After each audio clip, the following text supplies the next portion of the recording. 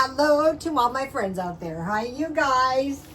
Well, I hope everyone is doing okay. Okay, I went to the gym today, so that was good. I got back on my schedule.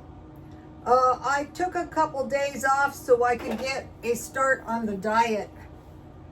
I didn't find it impossible to stay on, but it's not my favorite.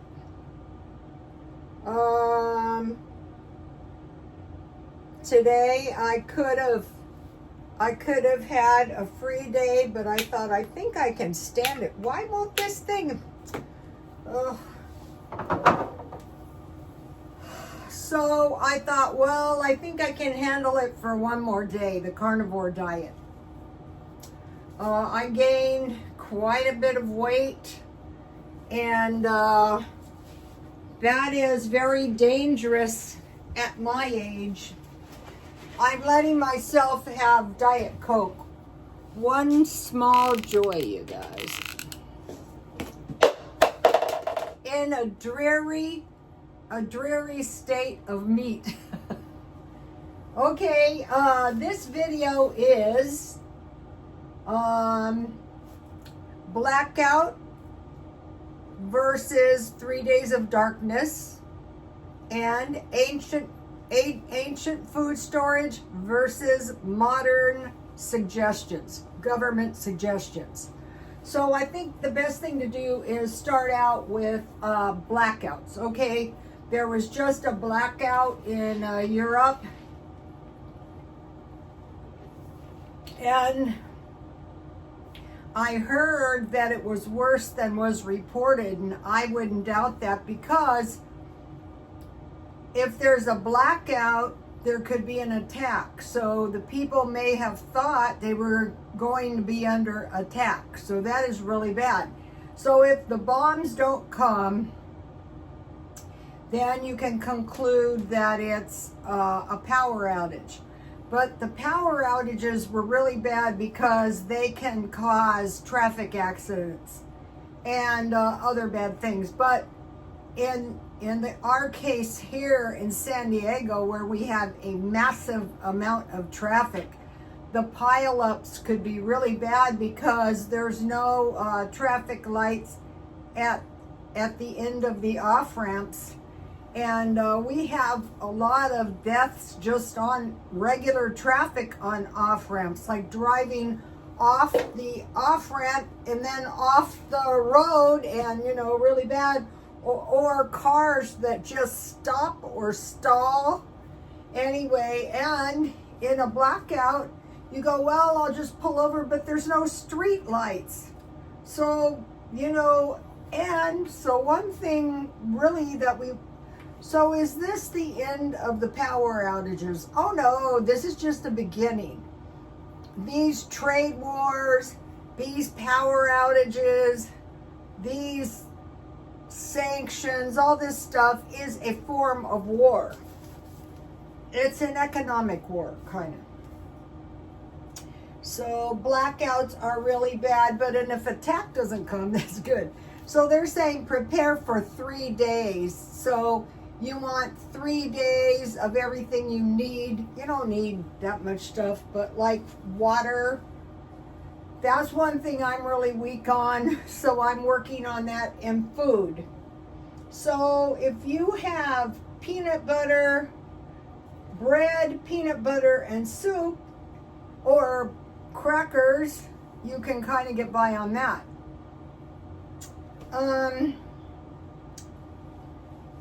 But when we have a grid down, one thing that we don't know is how long it's going to last. So you want to immediately, one of the things that I'm doing is I'm getting my sinks and my bathtub and all my garbage cans really clean, because I would want to fill those with water at the first sign of trouble.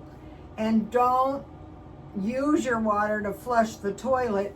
Use some kind of porta potty. And hopefully you got a balcony or a backyard.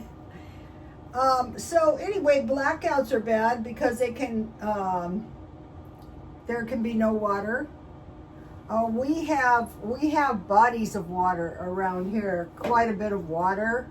So that's why we want a life straw. You know, you don't want to rely on, like we have lakes, but even the tap water here is kind of suspect, but if life and death. So if you have some kind of propane hot plate to cook some food on, or some kind of barbecue, that is going to be better. And like I always tell my son, don't worry, I'll be in my house and I won't move out of my house. Now, if the next day we have light, then we know it's a grid down. So one of the things we want to do now is we want to pick our battles. We don't want to get excited over every little thing because we don't know what's coming.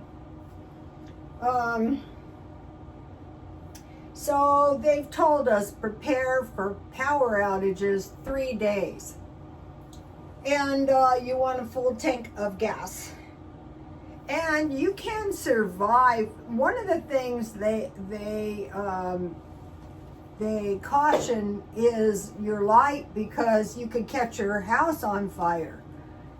We had a fire. They were heating the chicken coop with a light bulb that caught the chicken coop on fire and burned the whole house down.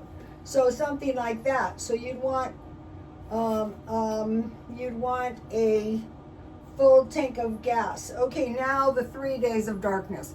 Okay, the Bible tells of a time when there's going to be 3 days of darkness. Remember the wise virgins and the foolish virgins? One had no oil. Why do you need a lamp? Well, they were going to meet the bridegroom, but you cannot go anywhere with no light when the bridegroom calls, you know. So they were foolish because they weren't prepared. I mean, you don't need, I think one of the best sources of light are those solar lights, you know, the ones that are squares. And then you just put them outside the next day. But if it's the 3 days of darkness, that's not going to work. So we know it's coming at some time. Now that one's really going to freak out people. There's been several of them documented in history.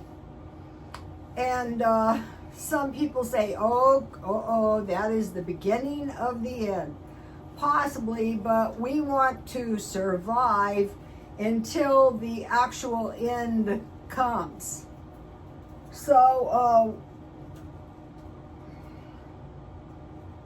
the 3 days of darkness could be something else entirely. It could be some kind of spiritual attack, or you know, it could be some kind of terrorizing events, like, you know, who knows. So anyway, some kind of, the sun is blocked, the earth is knocked off of its axis, you know, axis, something like that. So we're pretty much powerless over something like that. But what we want to do is position ourselves to survive. There's going to be no heat. The Bible talks about a time, pray it's not in winter, and pray you're not nursing your babies. So we kind of want to have it into the back of our minds that that might not happen. Okay, so now let's talk about current day food storage versus the olden days, say the Roman days. Okay, the thing about back when was no refrigeration. So if the power is knocked off, there's going to be no refrigeration. But what we could be prepared to do is to can the meat in the freezer, as long as we have a propane stove with enough propane, and we have the jars, you know, save the best of it that you can. Dry ice, but you're not going to be able to get things. You know, the water machines, those are electric. Okay, so now these days they say have this on hand: rice, beans, oats, and canned meat. And if you have a garden, that's good. Mine's doing okay. Okay, so now, so you know, you know, just like bread, peanut butter, crackers, soup, canned fruit, or dry fruit. Okay, so think about ancient times, like Roman times. Porridge. That was oatmeal. These days it was oatmeal, but it was also wheat and rice. They have cream of wheat and cream of rice. The bodybuilders eat cream of rice. I go, cream of rice? Yeah, they have that. So it was like some kind of boiled grains. I mentioned that if we do have to eat that, if you have evaporated milk, you can add a little bit of water to your oatmeal and then just add a little evaporated milk so you're not going through cups and cups of milk. The bodybuilders eat bananas and peanut butter. Okay, small fishes, we talked about that. So if you can, the small sardines, those are about $1 a can, so they're not my favorite, but if you have crackers and peanut butter and some small fishes, but small fishes, lentils were their staples because those don't take too long to boil. But I'm still working on my food storage, and I have a lot of canned lentils. Not a lot, but a lot for me because I don't prefer to eat that, but if something happens, I'm going to eat that. Olive oil. They were saying in the Roman times they would drink it. I was drinking heavy cream during this carnivore. You know what, to me, today I said, okay, I don't want to throw my diet totally off the rails, so I eat a little cheese. Because you're allowed to have cottage cheese. So cheese is made out of milk, you know, cottage cheese is made out of milk. But I think what I have really thought about this is one of the things that caused my weight gain was excessive amounts of cheese. I was like a big fat mouse. Okay, dates, figs, and raisins. Okay, I think I saw some dates. I could eat these. I don't want to because I hate fruit, but just in case with my oatmeal. Wine. Okay, they used to make their wine, which was the grapes in barrels, and then a like sludge would collect on the top. I forget what that was called. And when it was mixed with half water, then that protected them from contaminated water. So I am trying to grow raisin vines. Grapevines. They're difficult to grow. The one I had that was growing so bad, this is year 3, now it's kind of growing a little bit. I'm looking at that thing and I go, I can't imagine you're going to produce me any grapes, but I have hopes. It's like one long stem that's longer with a couple leaves, so we'll see what happens. I don't see how they could support raisins. Chickpeas, okay, I have those canned. I used to make pasta salad for vegetarians at the Adventist church, and I would use chickpeas instead of meat, you know, just like a pasta salad with every vegetable, chickpeas, olives, you know. Okay, honey and olives, bread and cheese. So, and you know, you need water. Okay, so salt, sugar, and vinegar for pickling. You can also preserve your meat. You can preserve your food in salt. You can pack it in jars with pickling. You can pickle it. So you can pickle anything, vegetables, meat. Also, you can smoke stuff, but really I can't smoke things here because it's fire country. If you start a fire out here, you'll be in so much trouble. Okay, as well you should be. So salt, sugar, vinegar, pickling spices. I buy the cheap one. so you can can and dehydration. I'm trying to learn the dehydration. It's not that easy, you guys. Okay, it's not that hard. I'm thinking maybe they just ate it as is, you know, in the olden days, you know. Okay, so we can see that in the olden days they were better equipped because of the food they bought to survive, so that their food would not go bad. So those are just some things to think about. The heat and the water is the main thing on the power outages, I would say, and also the danger if you're outside of your house. You know, if you're stuck in hours. Out here, it's not. I've been caught in hour-long traffic jams before on a bridge. It's not like you can pull off. Okay, today I bought one package of bacon ends because the fatty bacon, you need the fat in the carnivore. And then I bought some smoked Gouda, and I should have bought more, but you know, I'm not really supposed to be eating cheese. So I got this Gouda cheese for 99 cents. So I spent $9.98 and I saved, they say 20, but you know, they always exaggerate that. But instead of cottage cheese with my eggs, I had a little cheese, about 1 ounce.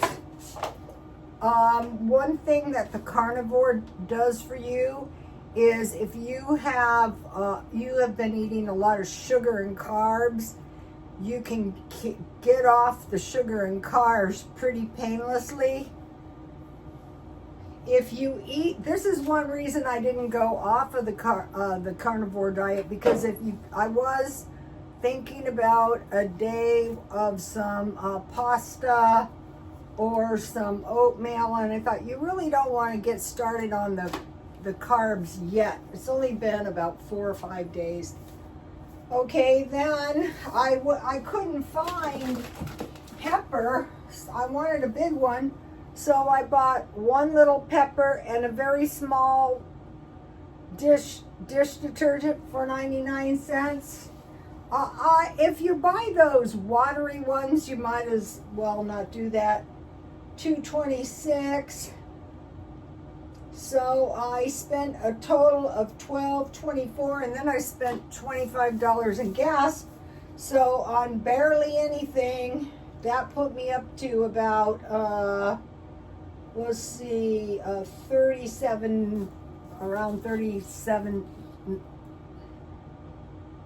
Yeah, about $37. That was just on nothing. Okay, so now I was gonna have hamburger tonight. I also ate quite a bit of cottage cheese today, but I think one of the things that caused me to gain weight is the cheese. So I don't want to really start eating a massive amount of cheese. They say if you're not hungry for meat, you're not hungry. Honestly, I'm not hungry. So I wasn't hungry for meat. So I had these sausages, so I ate 2 sausages instead of my hamburger. I figure I'll eat hamburger and eggs tomorrow, the next time I eat. So, also today I had bought these bone broths, and when I wasn't on the carnivore diet, it tasted really awful to me. But today, when I was on the carnivore diet, it tasted pretty good. So, if you guys, and then I do have my macaroni and my pizza sauce ready to go, and I have mozzarella cheese. I'm not going to put meat in my pizza sauce. So when I get to the point where I really can't stand the diet anymore, if you guys, so here is the spend.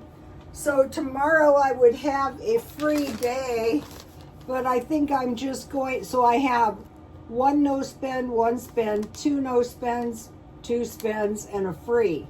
And then I have 3 spends, 3 no spends, and 1 free. So what I'll probably do is stay on the, I try to spend about $7 a day.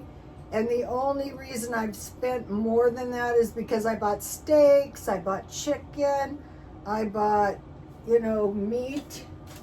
But, I can always eat that. And then let me show you, if you have like a little plan, if you, like, let's see, what day am I on?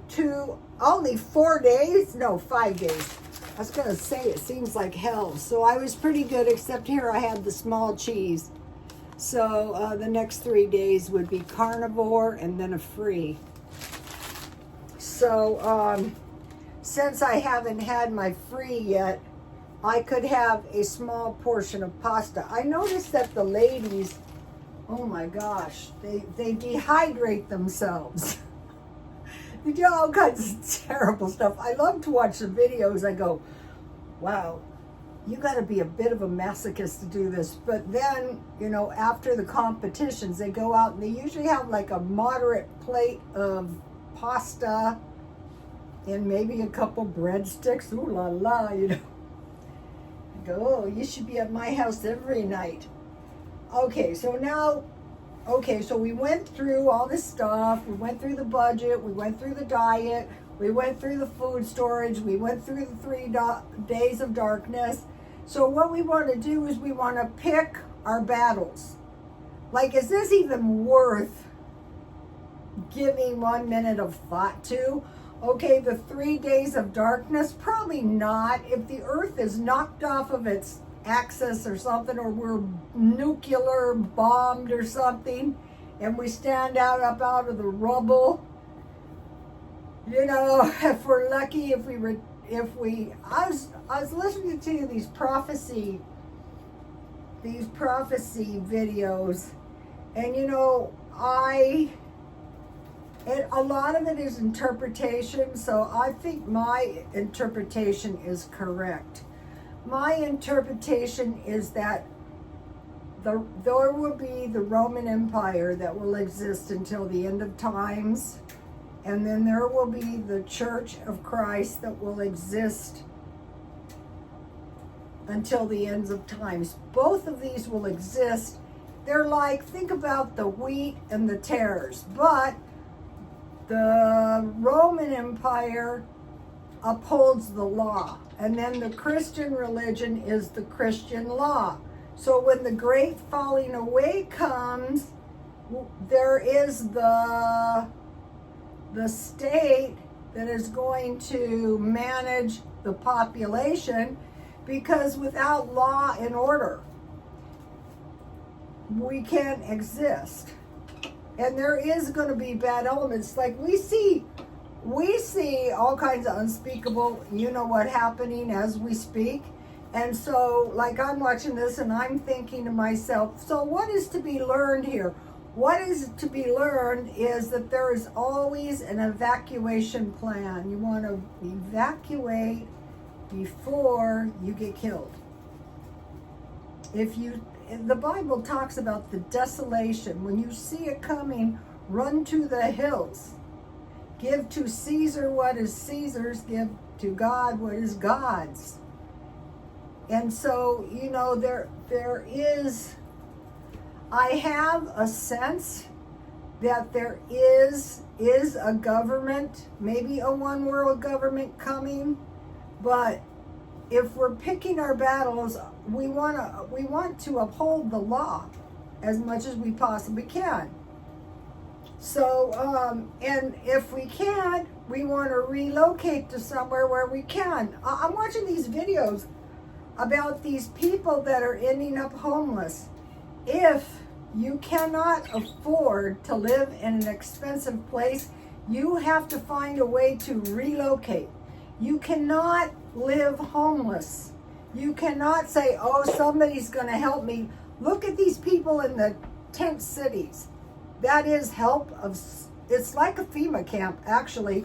But wouldn't it be better to move to like one of the 4 places to look it up and say, listen, where could I survive? Where could I get, we knew this guy, he didn't end up in the tent city. He moved to Pahrump, Nevada, $750 to $1,125 a month. There are places. Mesquite, Nevada, studio, $875 to $900. Las Vegas, $750 to $950. Prescott, Arizona, $957 to $1,200. So all you do is you do a search. There are really, really terrible places to live in San Diego, but why would you do that to yourself? Wouldn't it be just so much, especially if like if you're a senior and you have Social Security, there are places. I have known men, when I was doing hair, my clients, one, he lived in a trailer park in the back country, and he came into town once a month, and he would get a haircut and and he was living out there very cheap and buy food and stuff. And then another one actually lived in Tijuana, and when he would come up here, he goes, it's so expensive. I heard that we might not be wanting to go live in Mexico these days. And my son is checking out Canada for me,